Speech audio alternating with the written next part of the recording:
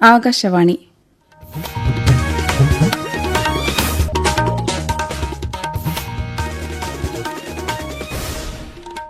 നമസ്കാരം. പ്രാദേശിക വാർത്തകൾ വായിക്കുന്നത് അനുഷ ആത്മപ്രകാശ്. പ്രധാന വാർത്തകൾ. സംസ്ഥാന സ്കൂൾ കലോത്സവത്തിൽ കണ്ണൂരിന്റെ മുന്നേറ്റം തുടരുന്നു. തൃശൂർ 2ാം സ്ഥാനത്തും കോഴിക്കോട് 3ാം സ്ഥാനത്തും. ഇടുക്കി പുല്ലുപാറയ്ക്ക് സമീപം KSRTC ബസ് കൊക്കയിലേക്ക് മറിഞ്ഞ് 4 പേർ മരിച്ചു. അടിയന്തര അന്വേഷണത്തിന് മന്ത്രി KB ഗണേഷ് കുമാറിന്റെ നിർദ്ദേശം. കണ്ണൂർ ADM നവീൻ ബാബുവിന്റെ മരണം CBI അന്വേഷിക്കണമെന്ന ഹർജി ഹൈക്കോടതി സിംഗിൾ ബെഞ്ച് തള്ളി. നിലമ്പൂർ DFO ഓഫീസ് ആക്രമിച്ച കേസിൽ PV അൻവറിന്റെ ജാമ്യാപേക്ഷ കോടതി സ്വീകരിച്ചു. എരുമേലി പേട്ടതുള്ളലിന് അമ്പലപ്പുഴ സംഘം പുറപ്പെട്ടു. വാർത്തകൾ വിശദമായി. തിരുവനന്തപുരത്ത് 63ാമത് സംസ്ഥാന സ്കൂൾ കലോത്സവത്തിൽ കിരീട പോരാട്ടത്തിൽ കണ്ണൂർ മുന്നേറ്റം തുടരുന്നു. തൃശൂരും കോഴിക്കോടും തൊട്ടുപിന്നിലുണ്ട്. കണ്ണൂർ 459 പോയിന്റും തൃശൂർ 458ഉം കോഴിക്കോട് 454 പോയിന്റുമാണ് ഇതുവരെ നേടിയത്.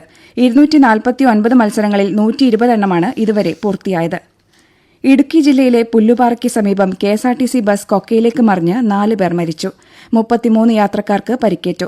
മാവേലിക്കര സ്വദേശികളായ രമാമോഹൻ, അരുൺ ഹരി, സംഗീത് സോമൻ, ബിന്ദു ഉണ്ണിത്താൻ എന്നിവരാണ് മരിച്ചത്. കൂടുതൽ വിവരങ്ങളുമായി ആകാശവാണി ജില്ലാ പ്രതിനിധി രതീഷ് കൃഷ്ണ. മാവേലിക്കരയിൽ നിന്നും KSRTC ബഡ്ജറ്റ് ടൂറിസം പാക്കേജിന്റെ ഭാഗമായി തഞ്ചാവൂർ, മധുര എന്നിവിടങ്ങളിലേക്ക് തീർത്ഥാടനത്തിന് പോയി തിരികെ വരികയായിരുന്ന സൂപ്പർ ഡീലക്സ് ബസ്സാണ് അപകടത്തിൽപ്പെട്ടത്. ഡ്രൈവർമാരടക്കം ആകെ 37 പേർ സംഘത്തിലുണ്ടായിരുന്നു. 32 പേർ മുണ്ടക്കയം മെഡിക്കൽ ട്രസ്റ്റ് ആശുപത്രിയിലും ഒരാൾ പാലാ മെഡിസിറ്റിയിലും ചികിത്സയിലുണ്ട്. കുട്ടിക്കാനം മുണ്ടക്കയം റോഡിൽ പുല്ലുപാറ കള്ളിവേലിൽ എസ്റ്റേറ്റിന്റെ സമീപത്ത് രാവിലെ 6 മണിയോടെയാണ് അപകടം നടന്നത്. 40 അടിയോളം താഴ്ചയിലേക്ക് മറിഞ്ഞ മരങ്ങളിൽ തട്ടി ബസ് നിൽക്കുകയായിരുന്നു. ബസ് അഗാധമായ കൊക്കയിലേക്ക് പതിക്കാതിരുന്നതിനാൽ വലിയ ദുരന്തം ഒഴിവായി. അപകടമറിഞ്ഞ മന്ത്രിമാരായ റോഷി അഗസ്റ്റിൻ, VN വാസവൻ, പൂഞ്ഞാർ MLA സെബാസ്റ്റ്യൻ കൊളുത്തിങ്കൽ, ഇടുക്കി ജില്ലാ കളക്ടർ V വിഘ്നേശ്വരി എന്നിവരടക്കമുള്ളവർ മുണ്ടക്കയം മെഡിക്കൽ ട്രസ്റ്റ് ആശുപത്രിയിലെത്തി പരിക്കേറ്റവരെ സന്ദർശിച്ചു.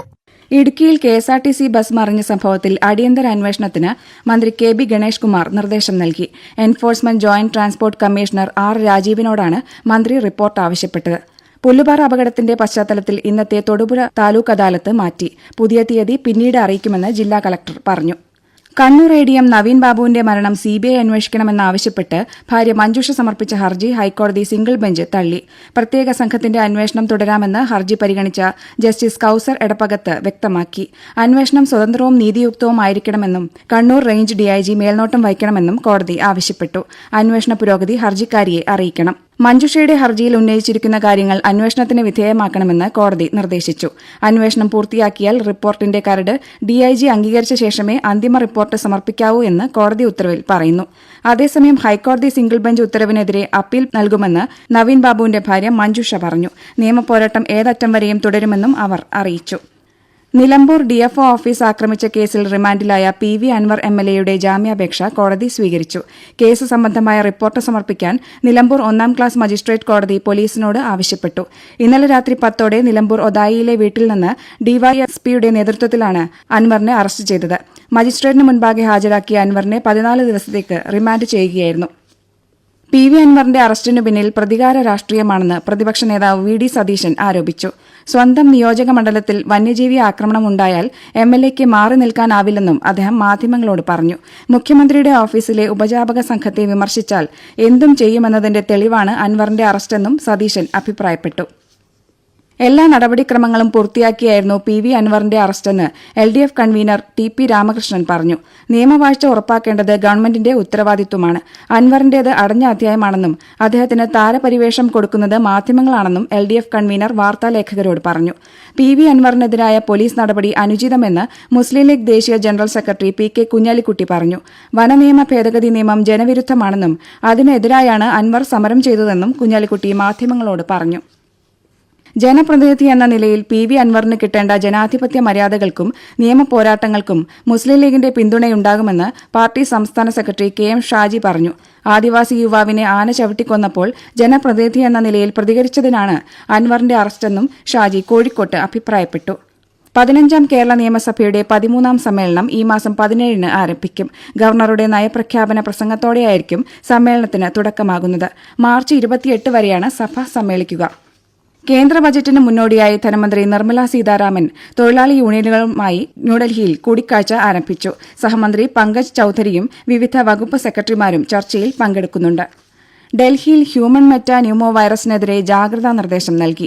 ഫ്ലൂ സമാനമോ ശ്വാസകോശ സംബന്ധമോ ആയ അസുഖങ്ങളുമായി ചികിത്സയ്ക്ക് എത്തുന്നവരുടെ വിവരം ഇന്റഗ്രേറ്റഡ് ഹെൽത്ത് ഇൻഫർമേഷൻ പ്ലാറ്റ്ഫോമിൽ നൽകാൻ ആശുപത്രികൾക്ക് നിർദ്ദേശമുണ്ട്. അതിനിടെ കർണാടകയിൽ 2 HMPV കേസുകൾ സ്ഥിരീകരിച്ചു. 3 മാസം പ്രായമായ പെൺകുഞ്ഞിലും 8 മാസം പ്രായമായ ആൺകുഞ്ഞിലുമാണ് രോഗം കണ്ടെത്തിയത്. 2 കുഞ്ഞുങ്ങളും വിദേശയാത്ര ചെയ്യാത്തവരാണ്.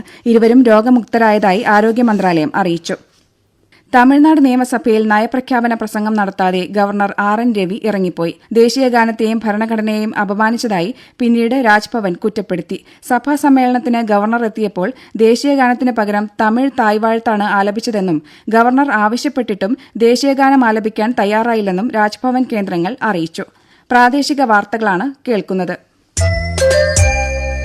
ആകാശവാണി കോഴിക്കോട് പ്രാദേശിക വാർത്താ വിഭാഗത്തിൽ casual news editor, casual news reader cum translator പാനലുകളിലേക്ക് അപേക്ഷ ക്ഷണിച്ചു. അപേക്ഷകർ കോഴിക്കോട്ടോ സമീപ പ്രദേശങ്ങളിലോ താമസിക്കുന്നവരായിരിക്കണം. പ്രായം 21-നും 50-നും മധ്യേ. കോഴിക്കോട്ട് നടത്തുന്ന എഴുത്തു പരീക്ഷയുടെയും ഇന്റർവ്യൂവിന്റെയും അടിസ്ഥാനത്തിലായിരിക്കും ഇരു പാനലുകളിലേക്കും തെരഞ്ഞെടുപ്പ്. ന്യൂസ് റീഡർ കം ട്രാൻസ്ലേറ്റർ പാനലിലേക്ക് ശബ്ദ പരിശോധനയുമുണ്ടാകും. യോഗ്യത, അപേക്ഷാ ഫീ, അപേക്ഷിക്കേണ്ട രീതി എന്നിവ സംബന്ധിച്ച് കൂടുതൽ വിവരങ്ങൾ Akashvani news services division website www.newsonair.gov.in ൽ വാക്കൻസീസ് വിഭാഗത്തിൽ ലഭ്യമാണ്. പൂരിപ്പിച്ച അപേക്ഷകൾ the head of office, Akashvani, beach road, Kozhikode 673032 എന്ന വിലാസത്തിൽ ജനുവരി 15-ന് വൈകിട്ട് 6 മണിക്കകം ലഭിക്കണം. കൂടുതൽ വിവരങ്ങൾക്ക് 0495236626 എന്ന നമ്പറിൽ പ്രവൃത്തി ദിവസങ്ങളിൽ രാവിലെ 10-നും ഉച്ചയ്ക്ക് 2-നും ഇടയിൽ ബന്ധപ്പെടാവുന്നതാണ്.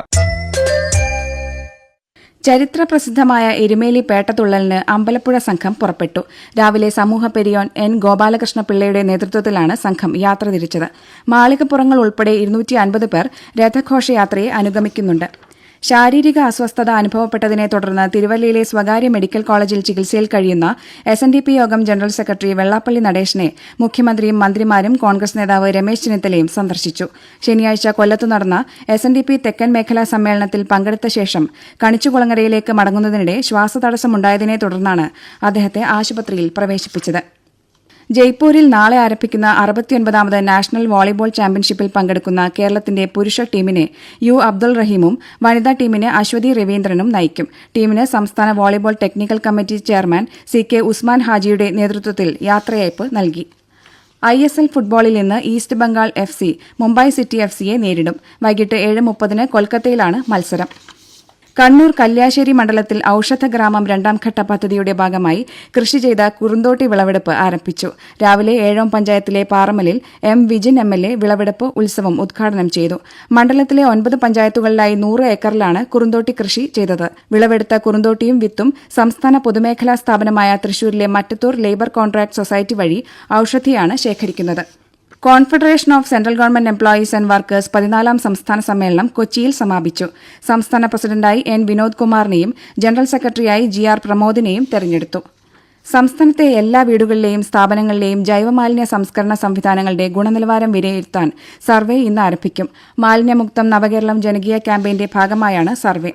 സാമൂഹ്യനീതി വകുപ്പും ഭിന്നശേഷി ക്ഷേമ കോർപ്പറേഷനും സംയുക്തമായി നടത്തുന്ന ഭിന്നശേഷി സഹായോപകരണ വിതരണം മന്ത്രി ഡോക്ടർ R. ബിന്ദു പെരിന്തൽമണ്ണയിൽ ഇന്ന് ഉദ്ഘാടനം ചെയ്യും. ജില്ലയിലെ ഭിന്നശേഷിക്കാർക്ക് ശ്രവൺ പദ്ധതി പ്രകാരം ശ്രവണ സഹായികളുടെ വിതരണവും ഹസ്തദാനം പദ്ധതി പ്രകാരം 20,000 രൂപയുടെ സ്ഥിര നിക്ഷേപത്തിന്റെ സർട്ടിഫിക്കറ്റ് വിതരണവും മറ്റ് സഹായോപകരണങ്ങളുടെ വിതരണവുമാണ് നടത്തുന്നത്. കണ്ണൂർ കാക്കയങ്ങാട് വീട്ടുപറമ്പിലെ കേബിൾ കെണിയിൽ പുലി കുടുങ്ങി. വനം വകുപ്പ് പുലിയെ മയക്കുവെടി വെച്ച് പിടികൂടാൻ ശ്രമം തുടരുന്നു. മുഴക്കുന്ന് പഞ്ചായത്തിൽ നാളെ വൈകിട്ട് 5 വരെ നിരോധനാജ്ഞ ഏർപ്പെടുത്തി. പ്രധാന വാർത്തകൾ വീണ്ടും. സംസ്ഥാന സ്കൂൾ കലോത്സവത്തിൽ കണ്ണൂരിന്റെ മുന്നേറ്റം തുടരുന്നു. തൃശൂർ 2ാം സ്ഥാനത്തും കോഴിക്കോട് 3ാം സ്ഥാനത്തും. ഇടുക്കി പുല്ലുപാറയ്ക്ക് സമീപം KSRTC ബസ് കൊക്കയിലേക്ക് മറിഞ്ഞ് 4 പേർ മരിച്ചു. അടിയന്തര അന്വേഷണത്തിന് മന്ത്രി KB ഗണേഷ് കുമാറിന്റെ നിർദ്ദേശം. കണ്ണൂർ ADM നവീൻ ബാബുവിന്റെ മരണം CBI അന്വേഷിക്കണമെന്ന ഹർജി ഹൈക്കോടതി സിംഗിൾ ബെഞ്ച് തള്ളി. നിലമ്പൂർ DFO ഓഫീസ് ആക്രമിച്ച കേസിൽ PV അൻവറിന്റെ ജാമ്യാപേക്ഷ കോടതി സ്വീകരിച്ചു. എരുമേലി പേട്ടതുള്ളലിന് അമ്പലപ്പുഴ സംഘം പുറപ്പെട്ടു. പ്രാദേശിക വാർത്തകൾ കഴിഞ്ഞു.